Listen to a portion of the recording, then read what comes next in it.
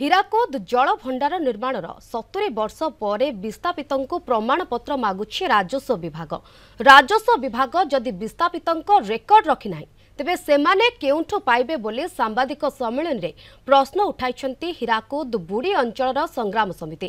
ଯଥାଶୀଘ୍ର ହୀରାକୁଦ ନଦୀବନ୍ଧ ବିସ୍ଥାପିତଙ୍କୁ 10 ଡିସିମିଲ୍ ଜମିପଟା ପ୍ରଦାନ କରାନଗଲେ ବିଧାନସଭା ଘେରାଉ କରାଯିବ ବୋଲି ସଂଗ୍ରାମ ସମିତି ଚେତାବନୀ ଦେଇଛି। 2002 ରେ ହୀରାକୁଦ ଜଳ ଭଣ୍ଡାରର ପ୍ରତ୍ୟେକ ବିସ୍ଥାପିତ ପରିବାରକୁ 10 ଡିସିମିଲ୍ ଲେଖାଏଁ घरडीह जमीपटा प्रदान पाई निष्पत्ति नियाजाइथिला। झारसुगुड़ा, संबलपुर, सुंदरगढ़, बरगढ़ जिलार तहसील कार्यालय में समुदाय 17,084 जन व्यक्तिगत भाव में आवेदन करिसेंति।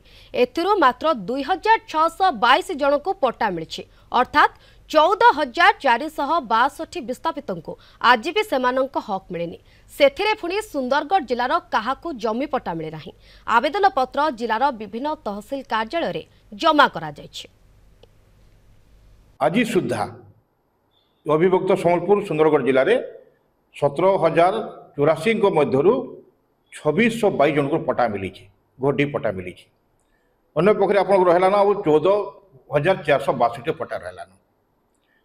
वर्तमान भी लोक मैंने विभिन्न तहसील तार दाबी जनाऊन पट्टा पाल। ये समय आम निजे राजस्व मंत्री गला 4 तारीख आम गाँव के आसते जो उड़िया गाँव के उड़िया सरस्वती पूजा उपलक्षे से रिक्वेस्ट करते आज्ञा प्रमाण पत्र मागुचन तहसील ऑफिस माने विस्थापित प्रमाण पत्र दियो। मुझे रिक्वेस्ट कले देखुन आज्ञा जो विस्थापित प्रमाण पत्र मगा जाए ताले कस्मिन काले हীরাকুদ विस्थापित दीर्घ 69 वर्ष पर से केवे भी तार प्रमाण पत्र दे नहीं पारे आज्ञा संभव नुहे।